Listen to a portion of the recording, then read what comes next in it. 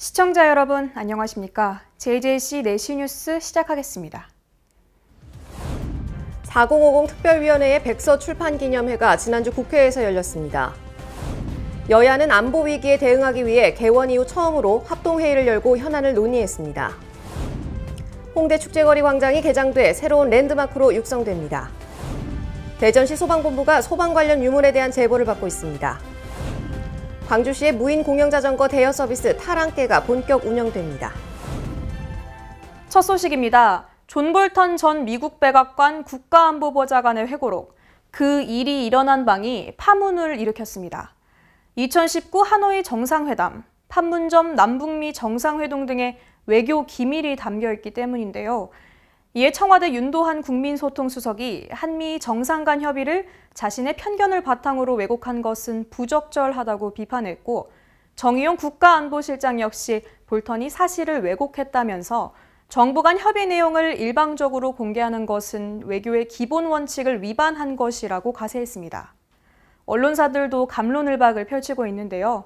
먼저 보수 성향의 A일보는 회고록의 내용이 사실이라면 정부가 북한의 비핵화 의지에 대해 지나치게 낙관적이었다면서 문 대통령이 한반도 중재자를 자처했지만 정작 미국과 북한 양측으로부터 소외됐다고 평가했습니다. 그러면서 볼턴의 주장에 발끈하기 전에 지난 2년간의 남북관계를 냉정하게 돌아보고 대북 정책 기조를 수정해야 한다고 주장했습니다. 반면 진보 성향의 비일보는 볼턴의 회고록에는 미국 패권주의를 옹호하고 북한과의 대화에 극도의 거부감을 보여온 뒤틀린 인식이 드러난다고 꼬집었습니다. 미국의 강경보수 세력이 한반도 긴장 고조가 미국에 유리하다고 보고 있다는 것을 알 수 있다면서 남북관계를 단단하게 진전시켜야만 미국에 끌려다니지 않을 수 있다고 주장했습니다. 중립적인 입장의 C일보는 이를 문재인 정부를 헐뜯는 소재로 삼는 일부 보수 언론을 비판했습니다. 볼턴이 북미 회담 등에 깊숙이 관련했기 때문에 사실에 근접한 내용도 많을 테지만 그가 북한 폭격으로 한반도 문제를 해결해야 한다고 주장하는 극단적 매파라는 점을 생각하면 회고록을 액면 그대로 믿기도 힘들다는 입장입니다. 그러면서 회고록에 공개된 내용이 진실이라면 트럼프의 대북 정책이 다분히 즉흥적이고 경제적인 이해타산에 치우친 거라면서 남북 대화는 물론 북미 협상까지 우리 정부가 중심이 돼야 한다고 거듭 강조했습니다. 이 공직을 떠났다고는 하지만 외교 기밀을 소재로 책을 출간한 볼턴의 행위는 여러모로 쓴소리를 들을 만합니다. 이런 기행에 휘둘려 서로를 헐뜯기보다는 한국과 미국의 신뢰가 훼손되지 않도록 양국 정부가 노력해야겠습니다. 이 다음 소식입니다. 문재인 대통령은 3년 전 취임 4일 만에 첫 외부 행사로 인천공항을 찾아 임기 내 공공부문 비정규직 제로 시대를 열겠다고 선언했습니다. 이에 인천공항공사 비정규직의 정규직 전환은 문재인 정부 노동정책의 상징이 됐죠. 그런데 지난 22일 인천국제공항공사가 협력업체 소속 보안검색요원 1,900여 명을 직접 고용 형태로 정규직 전환하기로 발표한 뒤 후폭풍이 거셉니다. 코로나19로 인해 고용 위기가 더없이 심각해진 이 상황에서 청년들의 분노가 큰데요. 이에 대한 각 언론사의 사설 살펴보겠습니다. 먼저 A일보는 어려운 관문을 뚫고 입사한 현직자들과 정규직화 혜택을 받지 못하는 대다수 비정규직 근로자들의 상대적 박탈감은 당사자가 아니면 헤아리기 힘들다고 말했는데요. 공정과 역차별에 대한 이의제기와 분노는 더욱 고조될 것이라고 예상했습니다. B일보는 연봉이 5천만 원이냐 3천만 원이냐의 문제가 아니라 취업준비생이 가장 선망하는 공기업, 인천공항공사의 취업 공정성에 문제를 제기하고 있는 것이라며 이 채용의 공정, 기회의 공정에 문제가 있다고 꼬집었습니다. 마지막으로 C일보와 D일보는 엄밀히 따져보면 보안검색 노동자와 사무전문직은 업무 분야가 달라 서로의 일자리에 큰 영향을 미치기 어렵다고 말했는데요. 소모적 갈등을 부추기는 정치권의 여론 편승이나 사실을 비튼 보도는 경계해야 한다고 주장했습니다. 청년들을 절망에서 건져내려면 노동 양극화와 고용 위기를 동시에 해결해야 합니다.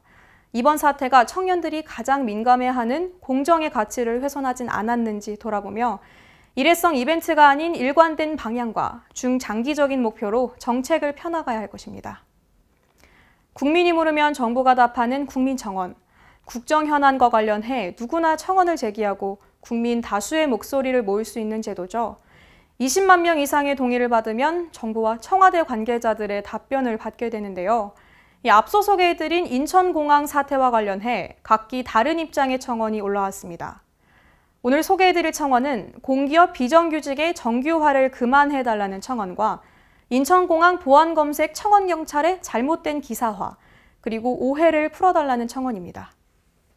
지난달 23일 일명 인국공 사태와 관련한 청원이 올라왔습니다.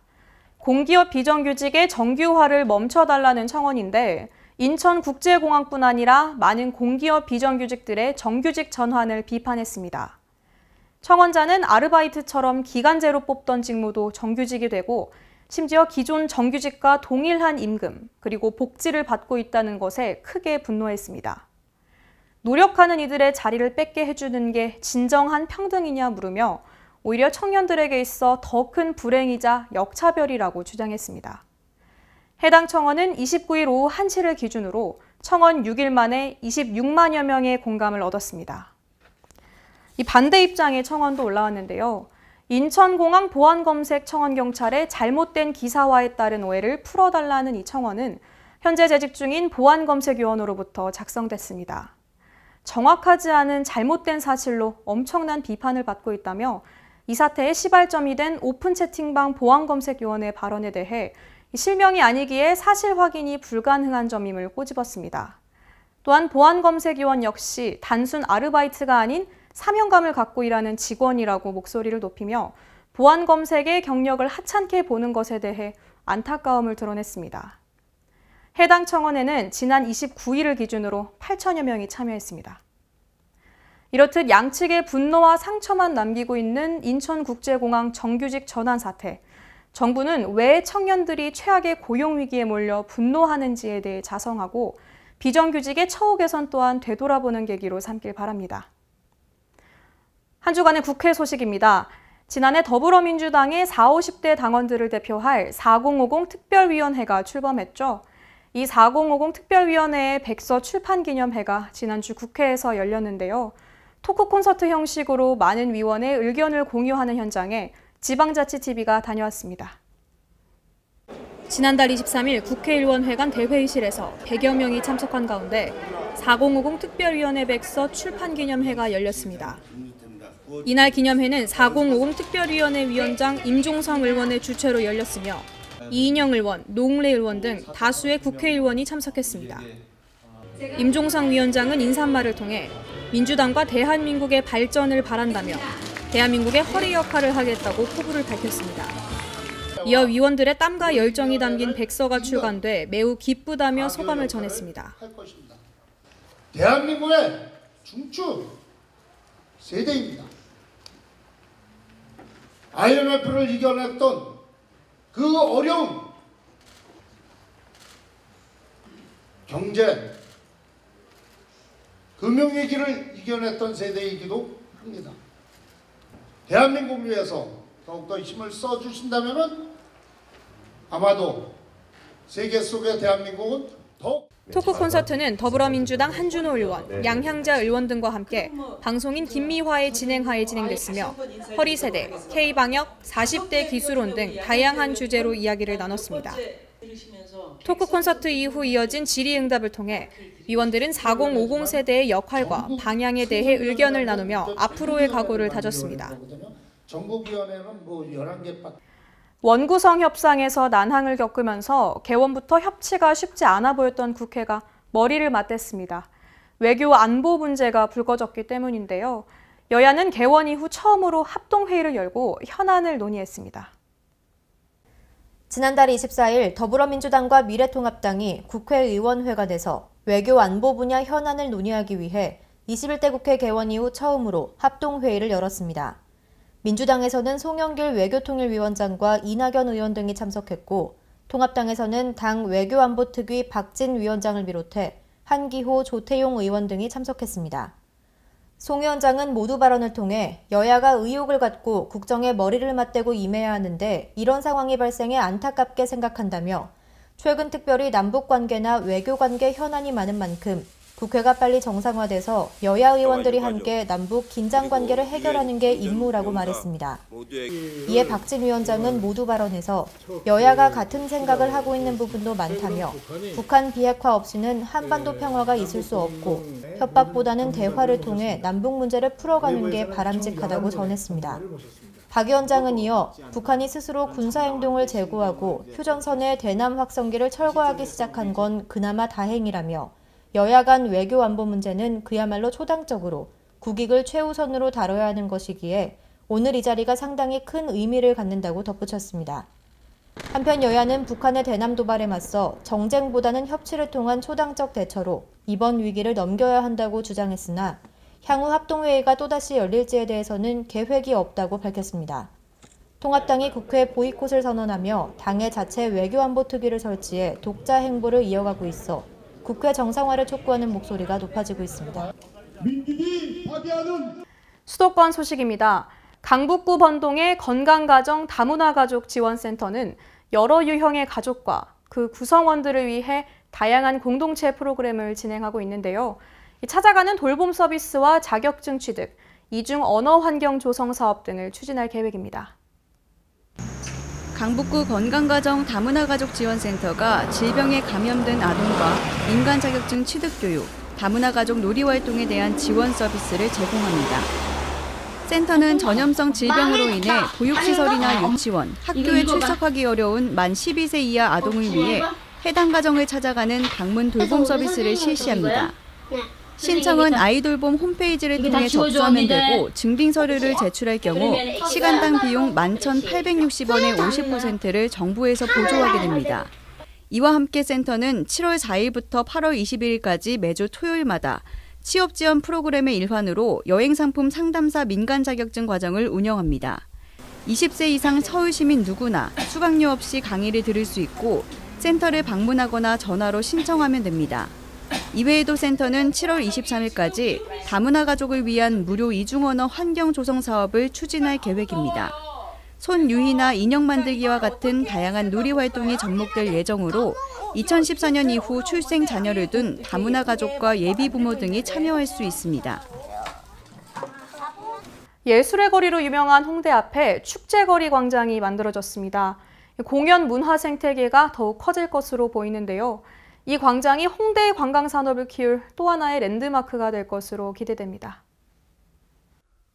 홍대 축제거리 광장은 관광 인프라 확충을 통한 관광 산업 육성 정책의 일환으로 공연, 전시, 축제, 플리마켓 등 다양한 문화예술 활동의 장려를 목표로 하고 있습니다.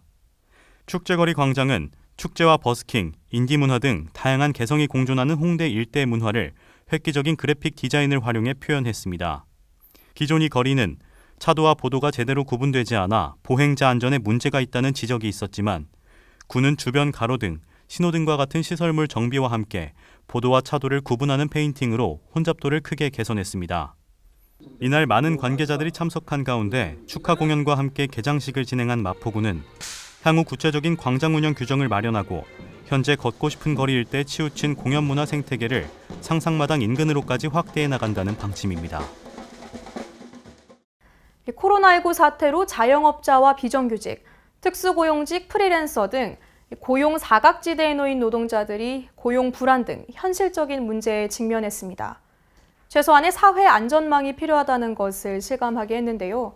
성남시는 일하는 모든 사람이 존중받는 성남시를 위해 올해 다양한 사업을 추진한다고 밝혔습니다.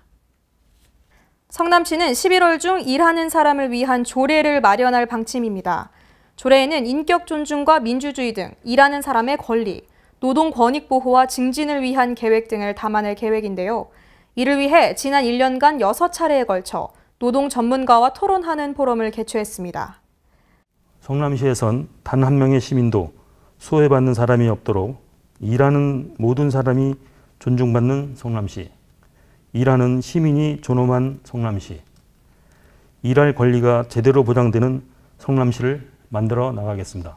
한편 성남시는 대리운전기사, 택배기사 등을 위해 모란역 모란드림시티 건물에 이동 노동자 쉼터를 마련해 휴식 공간을 제공하고 있습니다. 또한 올해 30억 원을 투입해 일자리 참여자 132명에게 교육훈련을 시행하고 18억 규모의 지역 공동체 일자리 사업을 추진합니다. 이에 더해 정기소득이 없는 시민 900여 명을 대상으로 방역 근로사업도 펼치고 있습니다. 광역시 소식입니다. 대전시 소방본부가 소방 관련 유물에 대한 제보를 받고 있습니다. 우리나라 소방 역사를 재조명하기 위한 건데요. 가치가 높은 유물이 발견되면 문화유산으로 지정하는 사업도 추진됩니다. 대전시 소방본부가 8월 7일까지 여기 소방유물 있어요 이벤트를 통해 소방유물에 대한 제보를 받습니다. 이번 행사는 소방안전 분야 근현대 문화유산을 수집 정리하고 우리나라의 소방 역사를 재조명하기 위해 추진되며 제보 대상 유물은 소방과 관련된 서류, 사진, 책자, 제복, 소화기구 등 모두 가능합니다. 참여 방법은 근대개항 이후부터 1980년대까지 사용했던 소방 관련 유물의 소유자나 관계자가 소방청과 한국소방산업기술원이 개설한 유물제보 사이트에 사진과 간단한 설명을 등록하면 됩니다. 한편 제보된 유물은 역사성 등을 평가해 총 180명에게 소정의 경품을 제공할 예정입니다. 원하는 곳에서 자전거를 빌려 타고 목적지에서 반납할 수 있는 무인 공영자전거 대여 서비스가 광주시에서 본격 운영됩니다. 광주시가 자전거 이용을 활성화하기 위해 광주 무인 공영자전거 타랑깨를 7월부터 상무지구에서 본격 운영합니다. 타랑깨는 대여 반납 장소 제한을 없애고 원하는 곳에서 대여 후 목적지까지 이동해 반납이 가능한 광주 무인 공영자전거로 총 200대가 상무지구 일대에 배치될 계획입니다. 대여 및 반납은 상무지구 곳곳에 타랑깨 주차장 표시가 있는 장소에서 가능하며 만 15세 이상이면 누구나 타랑깨 홈페이지와 앱을 통해 이용권 구매 후 오전 7시부터 저녁 9시까지 연중무휴 이용할 수 있습니다. 광주시는 상무지구 내 타랑깨 시범 사업이 원활하게 추진돼 광주 전역으로 확대되길 기대하고 있습니다. 다음은 강원도 소식입니다. 강릉시가 올해 상반기에만 무려 49건의 공모사업에 선정돼 1,730억 원대의 사업비를 확보하는 성과를 이뤄냈습니다. 강릉시가 올 들어 지금까지 선정된 공모사업은 49건에 1,730억 5,100만 원으로 지난해 1년간 73건 1,478억 원, 2018년 70건 352억 4천만 원에 이어 매년 큰 폭의 증가 추세를 보이고 있습니다. 이 가운데 손꼽히는 관광 거점 도시 공모사업은 1,000억 원이 투입되는 대형 국책 사업입니다. 강릉시는 공모사업을 통해 국내외 관광객이 만족하는 관광도시, 모바일을 활용해 편리하게 관광할 수 있는 스마트 관광도시를 만들고 지역 경제를 살린다는 계획입니다. 또한 옥천동, 중앙동, 주문진읍 도시재생 뉴딜 사업과 정동 신곡 어촌 뉴딜 300 사업 등의 공모사업이 올해부터 본격 추진돼 도시 면모가 크게 달라질 전망입니다. 평창국제평화영화제는 남북 간 문화교류를 위해 열리는 축제인데요. 2020 평창국제평화영화제가 지난달 18일 올림픽 메달 플라자에서 개막했습니다. 사단법인 평창국제평화영화제 주관으로 열리는 2020 평창국제평화영화제는 남북 간 영화작품과 영화인을 교류함으로써 문화교류를 활성화하고 강원도 내 영화인을 양성하고자 기획됐습니다. 이번 영화제는 다시 평화라는 슬로건으로 24개국에서 96편의 작품이 출품됐고 부문별로는 장편 영화가 49편, 단편 영화가 47편이었습니다. 이날 행사에서는 개막식, 시상식, 영화 상영, 공연과 전시 등이 이뤄졌고 세부 행사로는 오대산 걷기, 시내 콘서트, 여름 영화 산책 등 다양한 부대 행사가 함께 진행됐습니다. 횡성군은 횡성 한우 산업을 육성하기 위한 5개년 기본 계획을 세우고 있는데요. 지난 15일 군청 회의실에서 이 기본 계획의 최종 보고회가 열렸습니다. 2020년부터 24년까지의 5년간 횡성 한우 산업 발전을 이끌 새로운 청사진이 그려졌습니다. 지난 15일 횡성군청 회의실에서 개최된 횡성 한우 육성 5개년 기본 계획 수립 용역 최종 보고회에는 참석한 한우 생산자 단체와 연구기관 등의 의견을 종합해 최종 계획안을 확정지었는데요. 횡성한우산업 육성을 위한 전략으로 생산 기반 구축, 친환경 개선, 동물 복지 확산, 유통 판매 활성화, 교육 정보 공유 등 5개 분야로 나눴습니다. 횡성군은 이번 용역 결과를 토대로 치열해진 한우 산업 속에서 횡성한우의 경쟁력을 높일 수 있도록 육종 개량과 축산 환경 개선에 집중 투자할 방침입니다. 다음은 충청도 소식입니다. 과수화상병은 치료제가 없어서 한번 감염되면 땅을 갈아엎는 것이 최선인데요. 충주와 제천, 음성, 진천 등의 농가가 과수화상병 확진 판정을 받았습니다. 이에 따라 충청북도는 철저한 방역에 나설 예정입니다. 과수나무가 불에 그슬린 것처럼 말라가는 과수화상병. 주로 사과나무와 배나무에서 나타나는 국가 걸맥병입니다. 충주와 제천, 음성, 진천 등에서 지난 19일까지 422곳, 234.9헥타르 농가가 확진 판정을 받았습니다. 특히 지난 2일 하루에만 32곳의 확진 농가가 발생하며 정점을 찍은 이후 눈에 띄게 확산세는 감소했습니다. 하지만 충청북도는 과수화상병 확산세가 7월 중순까지 이어질 것으로 보고 철저한 방역에 대비합니다. 과수화상병은 마땅한 예방법이나 치료제가 없는 상황으로 감염 농가의 나무를 신속히 매몰하는 것이 중요합니다. 이에 따라 충청북도는 농촌진흥청에서 파견 나온 식물방재관을 충주와 제천에 배치하고 의심 신고가 들어온 경우 현장에서 감염 여부를 확인합니다. 11일에서 14일 걸리던 매몰 기간도 일주일 정도로 단축하고 행정부지사를 위원장으로 과수화상병 종합대책 수립추진위원회를 구성했습니다. 피해 지역에는 대체작물 지원과 소득화 시범사업 등 기술 지원을 신속히 나설 계획입니다. 한편 사회재난의 식물병해충 확산을 포함하는 재난안전관리기본법 일부 개정 법률안을 발의해 공적방제 관련 예산 지원의 토대를 마련하기로 했습니다. 충청북도는 현장 대응을 강화하고 근본적인 해결책을 마련해 지역 과수산업의 재도약을 돕도록 노력하겠다고 밝혔습니다.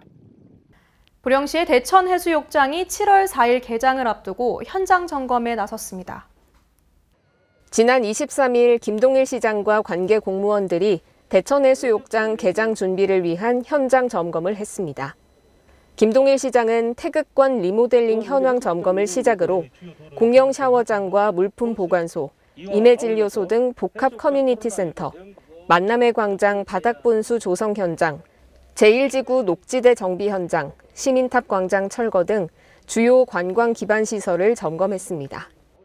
뿐만 아니라 생활쓰레기 민원 처리반 및 청소 운영 인력, 쓰레기 불법 행위 단속 등 청결 관리 대책, 여성 대상 성폭력 범죄 차단 대책 등 불법 행위 근절 대책도 꼼꼼히 살폈습니다.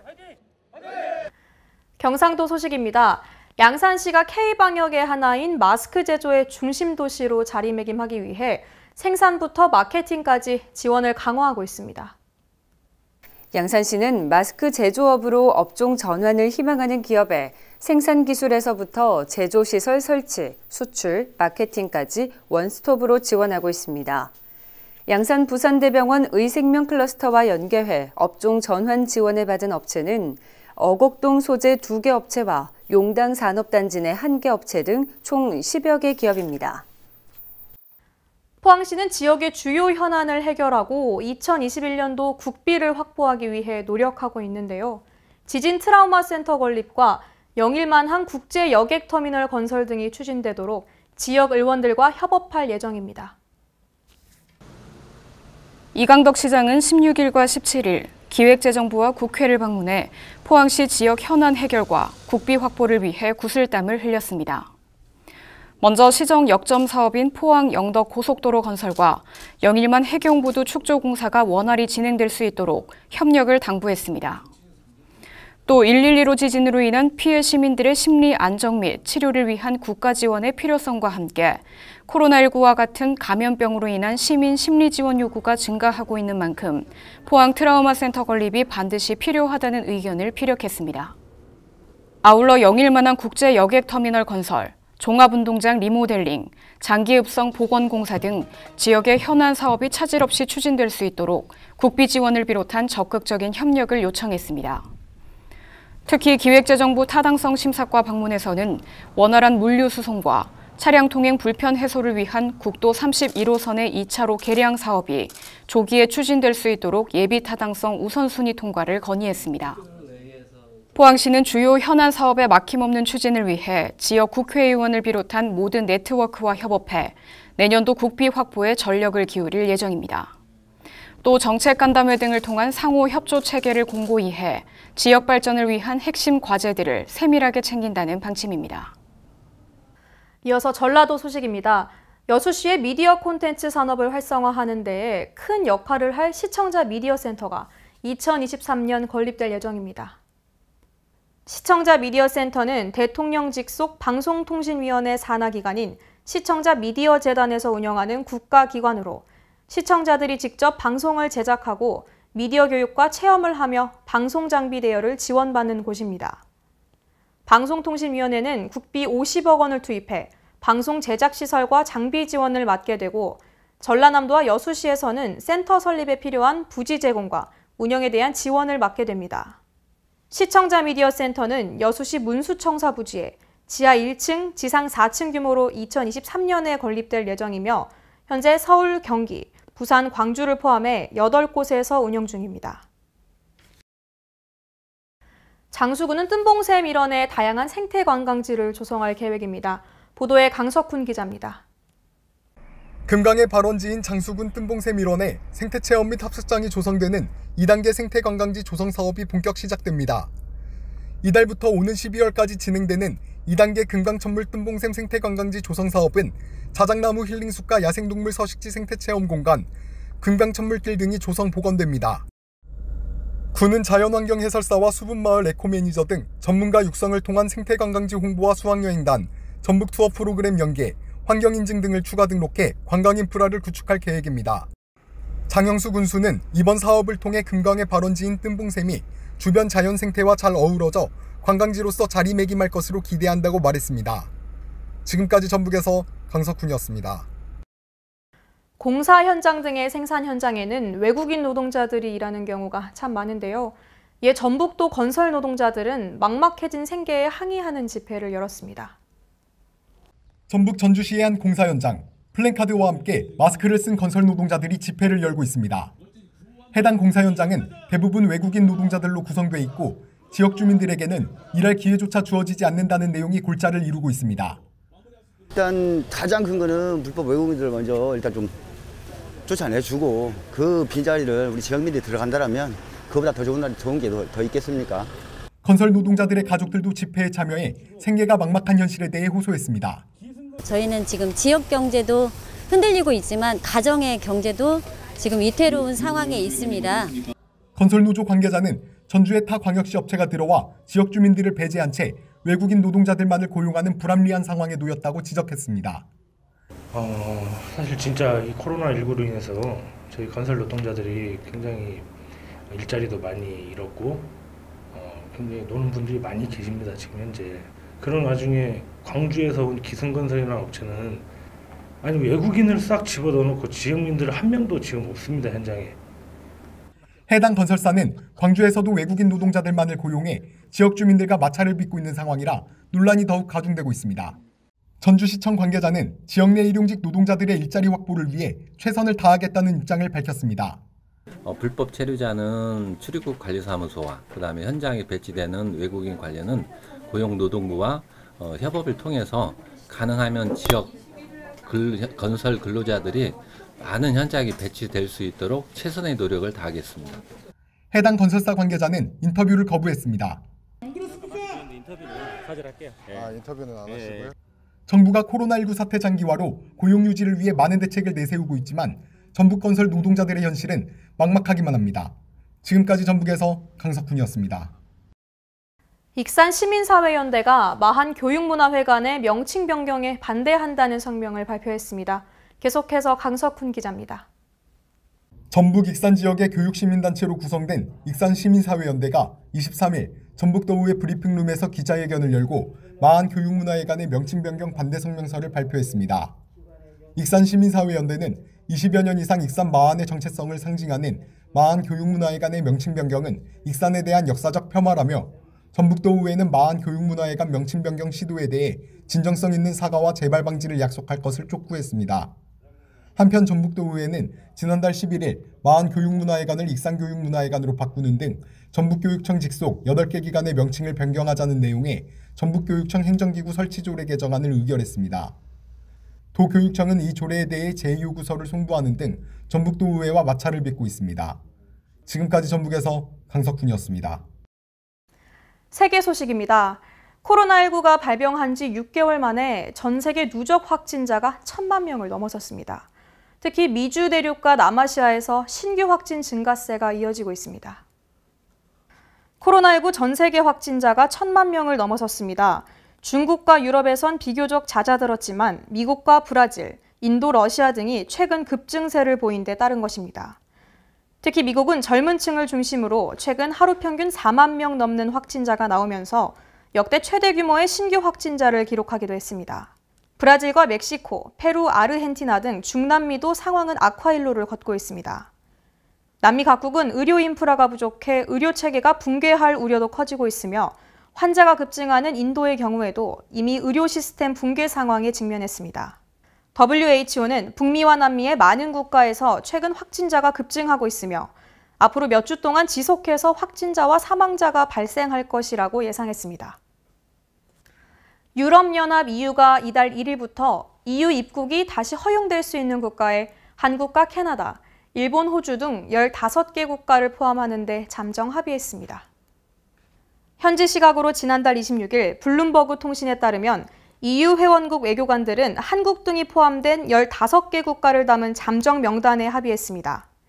그러나 미국은 명단에서 제외됐고 중국 여행객의 경우 중국 정부가 유럽 시민들의 중국 여행을 허용한다는 전제하에 EU 입국이 허용될 수 있습니다. 다만 이번 명단은 EU 회원국 정부의 승인이 필요한 잠정안으로 최종 승인 이후 정확한 내용이 확정됩니다. 마이크로소프트가 오프라인 매장을 모두 폐쇄한다고 발표했습니다. 현지 시간 26일 외신은 마이크로소프트가 미국과 캐나다, 영국 등에서 운영하던 소매점 80여 곳을 닫고 온라인 판매에 집중할 계획임을 밝혔다고 보도했습니다. 이에 따라 코로나19 여파로 지난 3월 임시로 영업을 중단했던 매장들은 영구적으로 문을 닫게 됐습니다. 다만 마이크로소프트 본사가 있는 워싱턴과 뉴욕, 호주 시드니, 영국 런던 등 4곳은 체험관 형태로 바꿔 운영되며 소매점 폐쇄에 따른 구체적인 인력 감축 계획은 알려지지 않았습니다. 빨리 찾아온 무더위에 특히나 조심해야 하는 질환이 있죠. 바로 식중독인데요. 세균성 장염에 의한 식중독의 3분의 1이 6월에서 8월 사이에 발생한다고 합니다. 여름철 식중독에 걸리지 않도록 철저한 위생관리에 신경 써주시길 바랍니다. 이상 뉴스 마칩니다. 시청해주신 여러분 고맙습니다.